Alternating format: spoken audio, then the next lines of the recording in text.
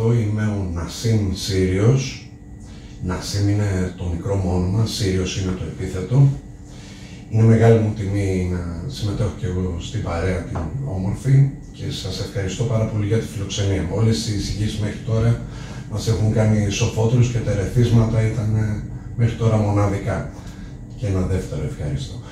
Λοιπόν, ας προχωρήσουμε.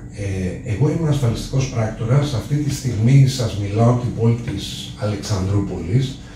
Έχω πτυχίο, είμαι μηχανικός πληροφορικής και είμαι μεταπτυχιακός απόφοιτος του Δημοκρίτιου με θέμα διδακτική των βιοεπιστημών. Ο τίτλος της παρουσίασης, ο προβληματισμός που θα παρουσιάσω, έχει να κάνει με την εξαποστάσεως εκπαίδευση ασφαλιστικών πρακτόρων στην κυβερνοασφάλιση. Είναι μια τεχνική παρουσίαση, θα διαφοροποιηθούμε λιγάκι από την μέχρι τώρα ροή του συνεδρίου, αλλά είμαι σίγουρος ότι τα συμπεράσματα εκεί που θα φτάσουμε ότι θα έχουμε εν τέλει σύγκληση.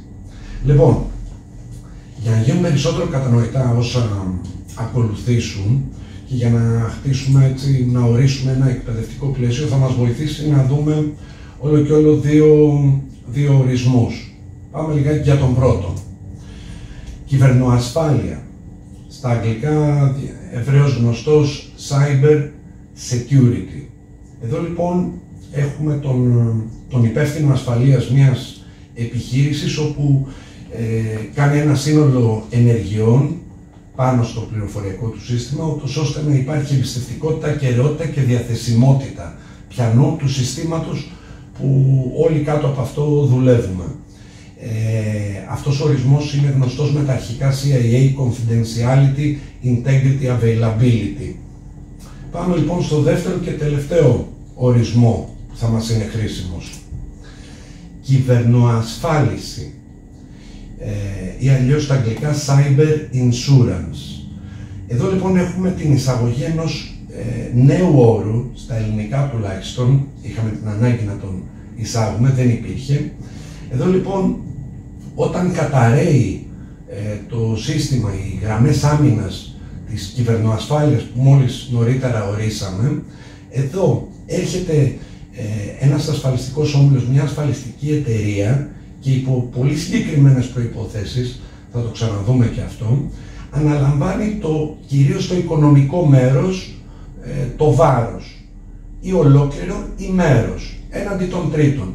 Συνήθως υπάρχουν οικονομικά πρόστιμα, αλλά όχι μόνο, διότι έχει διατυπωθεί και πολύ συγκεκριμένο νομοθετικό, ευρωπαϊκό νομοθετικό πλαίσιο. Λοιπόν, πάμε σε μια ενδιαφέρουσα διαφάνεια όπου μας δείχνει την υλοποίηση. Στα πρώτα δύο βήματα έχουμε την κυβερνοασφάλεια, πρέπει να εντοπίσουμε τους κινδύνους, είναι η λεγόμενη χαρτογράφηση, και σε δεύτερο βήμα έχουμε το μηχανισμό και γενικά όλη τη στρατηγική άμυνας. Αυτά εδώ τα δύο βήματα πρέπει να προϋπάρχουν, ούτως ώστε να έρθει ο όμιλος που αναφέραμε νωρίτερα και υπό τις συγκεκριμένες προϋποθέσεις να αναλάβει, να γίνει ανάλυση του κινδύνου και να συνάψουμε τα χέρια και να υπάρχει η κάλυψη. Προσοχή! Κατά τη διάρκεια της διαπραγμάτευσης για την ανάλυση του κινδύνου υπάρχει η πιθανότητα να υπάρχει πάγωμα της συνεργασίας, ούτως ώστε, το γράφω και στο footer, ούτως ώστε να πληρούνται οι προϋποθέσεις, αυτές οι αυστηρές προϋποθέσεις. Και τελευταίο βήμα, εφόσον έχει έρθει ο κίνδυνος, έχουμε την υλοποίηση, τη ρευστοποίηση της υπόσχεσης από μεριά της ασφαλιστικής εταιρείας να πληρώσει και όλα αυτά που υποσχέθηκε να τα κάνει πράξη. Λοιπόν, πάμε να δούμε λιγάκι την ψηφιακή πραγματικότητα και κατά πόσον δημιουργείται ή όχι ένα νέο εκπαιδευτικό κενό. Η αλήθεια είναι ότι οι νέες τεχνολογίες μας έχουν προσφέρει πάρα πολλά πράγματα και διαρκώς νέες δουλειές, όχι μόνο σε επίπεδο διασκέδασης, νέες δουλειές αναδύονται, νέες υπηρεσίες υλοποιούνται. Αυτή τη στιγμή εμείς κάνουμε εξ αποστάσεως σε ένα συνέδριο, πριν από κάποια χρόνια δεν το συζητούσαμε, τα παιδιά μας κάνανε εξ αποστάσεως μαθήματα και όχι μόνο. Σε επαγγελματικό επίπεδο, η μη ύπαρξη αυτών των υπηρεσιών, δηλαδή αν κάποιος κακός έχει πραγματοποιήσει μια επίθεση ή διάφορα άλλα, ακόμη και από ανθρώπινο λάθος, εάν υποθέσουμε ότι δεν είχαμε σήμερα αυτό το δευτερόλεπτο εμείς ίντερνετ, δεν θα μπορούσαμε να υλοποιήσουμε αυτό το πολύ ωραίο συνέδριο και να ανταλλάσσουμε γνώμες και ιδέες. Εδώ παρατηρείται μια δυσανάλογη ανάπτυξη της τεχνολογίας, των τεχνολογικών υπηρεσιών, αλλά και το τι έχουμε κάνει για να τα προστατεύσουμε. Από δίπλα, στο μεσαίο κουτάκι, βλέπουμε έναν ευρωπαϊκό δείκτη, περσινές μετρήσεις είναι αυτές, ψηφιακός δείκτης μας λέει, όπου μετράει το κατά πόσον η Ελλάδα έχει εντάξει όλες αυτές τις ψηφιακές δεξιότητες και κατά πόσον τα έχει υλοποιήσει. Εδώ είμαστε τρίτη από το τέλος, είμαστε 25η από σύνολο 27 κράτη-μέλη της Ευρωπαϊκής Ένωσης. Δεν είναι καλό αυτό, διότι αυτό σημαίνει κοινωνικό, εργασιακό και πολιτισμικό αποκλεισμό. Πρέπει να γίνουν πάρα πολλά βήματα. Όπου υπάρχει, λίγο νωρίτερα ανέφερα όλες αυτές τις δυνατότητες που μας προσφέρουν οι νέες τεχνολογίες, αναφέρθηκα και στην εξάρτηση. Όπου υπάρχει λοιπόν ο κίνδυνος, πάω στους δύο ορισμούς, κυβερνοασφάλεια και κυβερνοασφάλιση, όπου υπάρχει κίνδυνος υπάρχει και ασφάλεια. Εδώ έρχονται λοιπόν οι μεγάλοι ασφαλιστικοί όμιλοι, μελέτησαν όλα αυτά από τι πάσχει ένα σύστημα, τι επιθέσεις μπορούν να γίνουν, τι λάθη μπορούν να γίνουν από τους υπευθύνους και δημιούργησε πολύ προσεκτικά, πολύ μελετημένα κάποια προϊόντα κάλυψης. Είπαμε, όταν καταρρέει η κυβερνοασφάλεια, έρχεται η κυβερνοασφάλιση. Εδώ τώρα όμως αυτοί έκαναν τη δουλειά τους πάρα πολύ καλά, έδωσαν όμως, όπως γράφω στο τρίτο κουτάκι δεξιά, ανέθεσαν σε ψηφιακά αναλφάβητους ασφαλιστικούς διαμεσολαβητές να επικοινωνήσουν αυτό το πάρα πολύ ωραίο προϊόν τους. Το μόνο που έχουν πραγματοποιήσει είναι ελάχιστα σεμινάρια, τα οποία σε καμία των περιπτώσεων δεν μπορούν να υποκαταστήσουν τη γνώση και το μετασχηματισμό αυτής, ούτως ώστε να γίνει κτήμα μας. Εδώ λοιπόν υπάρχει το εκπαιδευτικό κενό και σημειωτέων ένας μικρός αστερίσκος στις εξετάσεις διαφημίσεις. Τοποθέτηση προϊόντος. Λοιπόν, έλεγα λοιπόν ότι έχει προσθεθεί στον αστερίσκο η χαμένη, δεν έχει προσθεθεί στις εξετάσεις πιστοποίησης λίγη από την θεωρία που αναφέρεται σε αυτά που τόση ώρα σας αναφέρω. Πάμε λοιπόν στην επόμενη διαφάνεια. Εφόσον έχουμε εντοπίσει το εκπαιδευτικό κενό, πάμε λοιπόν στην υλοποίηση και εδώ ήθελα λιγάκι να σταθώ σε κάποιες παραμέτρους οι οποίοι είναι σημαντικοί πάνω σε αυτό το εκπαιδευτικό πρόγραμμα κατάρτισης και να τα σχολιάσουμε λιγάκι. Λοιπόν, μιλάμε ξεκάθαρα για επαγγελματική εκπαίδευση. Η κατάρτιση η οποία προσφέρουμε με το συγκεκριμένο εκπαιδευτικό πρόγραμμα προσφέρει γνώσεις οι οποίες είναι χρήσιμες στον εκπαιδευόμενο και όχι μόνο στην επιχείρηση στην οποία ήδη απασχολείται, αλλά μπορεί να του φανούν χρήσιμες και να μεταπηδήσει και σε άλλη επιχείρηση και να κάνει χρήση αυτών των γνώσεων. Πομπός εκπαίδευσης, πάνω δεξιά. Ο πομπός εκπαίδευσης στη δεδομένη στιγμή είμαστε εμείς οι οποίοι υποκαθιστούμε λοιπόν αυτό το κενό της εκπαίδευσης μέχρι νεοτέρας. Εδώ δηλαδή πρέπει να γίνουν σημαντικές αλλαγές ώστε να καλυφθεί αυτό το συγκεκριμένο εκπαιδευτικό κενό. Με ποιο τρόπο υλοποιείται το εκπαιδευτικό πρόγραμμα? Είναι με εξαποστάσεως εκπαίδευση. Εδώ πρέπει να είμαστε ιδιαίτερα προσεκτικοί, γιατί η εξαποστάσεως εκπαίδευση έχει σημαντικές ιδιαιτερότητες και πρέπει να είμαστε πολύ προσεκτικοί με τον χειρισμό των μειονεκτημάτων και ίσως εδώ θα έπρεπε να το γυρίσουμε, αυτό είναι το δικό μου το προσωπικό το σλόγγαν, πότε μπορούμε να γυρίσουμε το μειονέκτημα σε πλεονέκτημα. Λοιπόν, τώρα πάμε δεξιά, ψηφιακές ανάγκες, και λίγο κάτω αριστερά γράφει ψηφιακές δεξιότητες. Οι ψηφιακές ανάγκες, εδώ πρέπει να ξεχωρίσουμε τις ατομικές ανάγκες, αλλά και τις ανάγκες να εντοπίσουμε και να διαχωρίσουμε. Υπάρχει και τομή αυτών εδώ των αναγκών, αναφορικά με το εκπαιδευτικό πρόγραμμα. Πρέπει να γίνει μια γέφυρα, καθότι ο καθένας προέρχεται Και αυτό ταιριάζει με το αμέσως επόμενο μποξάκι, το ανομοιογενές κοινό. Εδώ λοιπόν πρέπει να εντοπίσουμε όλα όσα πρέπει να μάθουμε, ώστε να σκαρφαλώσουμε και να μπορέσουμε να παρακολουθήσουμε μέχρι τέλους αυτό το εκπαιδευτικό πρόγραμμα. Το κοινό, αυτός είναι μάλλον ένας εκπαιδευτικός γολγοθάς, διότι πρέπει να ψάξουμε τι το κοινό έχουν οι εκπαιδευόμενοι μεταξύ τους. Ελάχιστα είναι τα κοινά.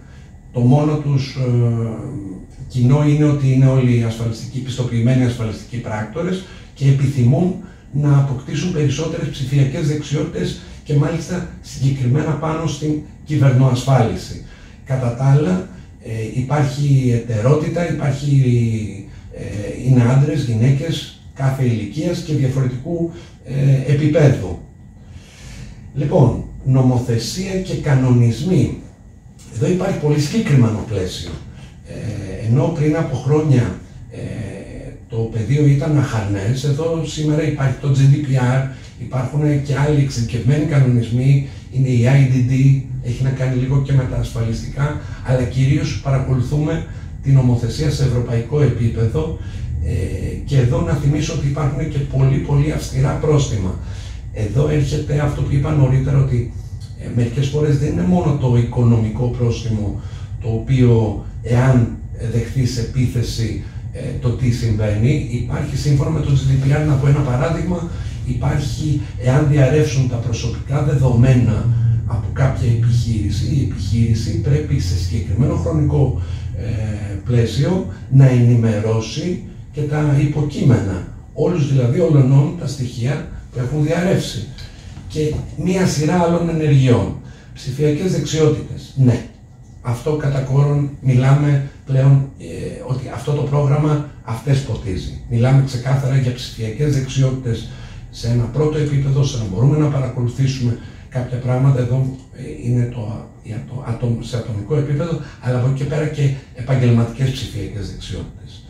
Αναγράφω αμέσως δεξιά στο μποξάκι γνώσεις πληροφορικής. Ναι, εδώ πρέπει να γίνει μία σύγκληση περισσότερο σε επίπεδο τρόπου σκέψης και κουλτούρας πάνω στην ασφάλεια. Δεν θα γίνει ο ασφαλιστικός πράκτορας παντογνώστης πάνω σε θέματα πληροφορικής, αλλά θα πρέπει να είναι σε θέση να επικοινωνήσει. Αυτό είναι μια σημαντική πρόκληση. Θα πρέπει να είναι σε θέση να επικοινωνήσει τις προϋποθέσεις που αναφέραμε νωρίτερα σε πρώτο στάδιο, πριν την ανάληψη του κινδύνου. Εδώ πρέπει να ποτίσουμε και να προσπαθήσουμε πάρα πολύ. Οι στόχοι μας. Οι στόχοι είναι συγκεκριμένοι, αλλά είναι και δυναμικοί. Σίγουρα έχει να κάνει με το κοινό που το παρακολουθεί και με πιθανή προηγούμενη προθύστερη εκπαίδευση. Αυτό όμως το συγκεκριμένο πρόγραμμα είναι δυναμικό, διότι θέλοντας και εμείς, διότι και τα στοιχεία του επικαιροποιούνται και αλλάζουν. Δεν είναι κάτι που το έμαθα μία φορά και παραμένει ως έχει, αλλά επειδή είναι κάτι το πρωτόγνωρο, σίγουρα θα χρειαστούν βήματα επανάληψης και εμπλουτισμού, το οποίο έχει να κάνει με τις γνώσεις του καθενός που το παρακολουθεί, και πάμε εδώ να κάνουμε λιγάκι ένα πάντρεμα στην μεθοδολογία. Όλα αυτά αρχίζουν και δένουν, θεωρώ. Λοιπόν, εδώ είμαστε στη μεθοδολογία. Στη μεθοδολογία, εδώ έχει χρησιμοποιηθεί, πρώτα απ' όλα, έχει γίνει σοβαρή δουλειά πριν ξεκινήσει το εκπαιδευτικό πρόγραμμα, η κατάρτιση. Εδώ λοιπόν έχει γίνει έρευνα αναγκών, πολύ σημαντικό, και κοιτάμε το μαθησιακό επίπεδο, τις γνώσεις οι οποίες προϋπάρχουν. Ποτίζουμε τους εκπαιδευόμενους πριν ξεκινήσει το πρόγραμμα κατάρτισης με γνώσεις. Στην ουσία είναι το μοντέλο της ανεστραμμένης τάξης, ούτως ώστε κατά τη διάρκεια του εκπαιδευτικού προγράμματος το κύριο εργαλείο μας να είναι ο διάλογος. Θα το δούμε και παρακάτω. Και τέλος, δεν παραλείπουμε την αξιολόγηση, η οποία σε πολλούς τομείς θα μας είναι χρήσιμη, και σε αυτό θα αναφερθούμε παρακάτω. Επόμενη διαφάνεια λοιπόν. Εδώ είμαστε και έχουμε τα κομβικά σημεία του εκπαιδευτικού προγράμματος. Η έρευνα αναγκών, όπως είπα, θα μας δείξει το επίπεδο αλλά και την διαφορετικότητα των εκπαιδευομένων. Κατά τη διάρκεια της έρευνας αναγκών, όπως είπα, θα μετρήσουμε το μαθησιακό επίπεδο και θα γίνει προσπάθεια να εντοπίσουμε τα κομβικά σημεία, ποιο κομμάτι γνώσης ψηφιακών δεξιοτήτων λείπει, ούτως ώστε να γίνει ένας ίσος προς ίσο διάλογος, διότι όπως είπαμε το κύριο εργαλείο του εκπαιδευτικού αυτού προγράμματος είναι το να βγουν αποτελέσματα μέσα από τον διάλογο, μέσα από τη συμμετοχή και να γίνει μια προσέγγιση, ούτως ώστε έτσι να βγουν τα συμπεράσματα ως αποτέλεσμα συλλογικής σκέψης. Οπότε, τι θέλουμε να πετύχουμε? Θέλουμε να πετύχουμε μια κουλτούρα μάθησης η οποία έχοντας αφαιρέσει κάθε πιθανή προϋπάρχουσα γνώση ή υποθέσεις, ξεκινώντας από το μηδέν, ο μοναδικός ρόλος του εκπαιδευτή είναι η κατευθυντήρια γραμμή και ανάλογα με το κοινό να ποτίσει το ανάλογο περιεχόμενο. Και μέσω του διαλόγου θεωρώ ότι μάλιστα το αντικείμενο έχει και ένα από μόνο του ενδιαφέρον. Όλοι έχουμε δει ταινίες οι οποίες έχουν να κάνουν με επιθέσεις, με hackers, να επιτίθενται, να κάνουν... πολλά από αυτά είναι πραγματικά, αλλά είναι επιστημονική φαντασία. Μερικές φορές η πραγματικότητα είναι χειρότερη. Την προηγούμενη εβδομάδα η Γερμανίδα Υπουργός ανακοίνωσε ότι σε εθνικό επίπεδο δέχονται επίθεση από τη Ρωσία ως αποτέλεσμα του πολέμου μεταξύ Ρωσίας και Ουκρανίας. Τα πράγματα είναι πολύ σοβαρά. Ο κόσμος μας δεν μπορεί σε καμία των περιπτώσεων να λειτουργήσει χωρίς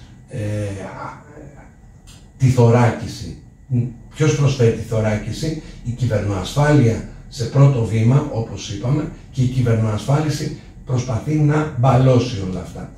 Λοιπόν, η κουλτούρα μάθησης αφορά και τον εκπαιδευόμενο σε ατομικό επίπεδο, αλλά καθότι έχουμε συζητήσει και έχουμε πει ότι υπάρχει αυτό το εκπαιδευτικό κενό, γίνεται ένας αγώνας δρόμου να πιστούν και αυτοί οι οποίοι έχουν βγάλει, όπως έδειξα σε προθύστερη διαφάνεια, τα προγράμματα κάλυψης της κυβερνοασφάλισης, ούτως ώστε να γίνει μια σοβαρότερη επένδυση εκπαιδευτικά και στο χτίσιμο αυτής της κουλτούρας της μάθησης. Δεν μπορεί να τα αφήνουμε τα πράγματα ως έχουν. Επιπλέον δεξιότητες, οι οποίες σίγουρα ποτίζονται με το συγκεκριμένο εκπαιδευτικό πρόγραμμα, είναι σίγουρα της διαμεσολάβησης, της ανάλυσης, της κριτικής σκέψης και της στρατηγικής σκέψης. Τέλος, δεν ξέρω αν είμαι στο χρόνο μου.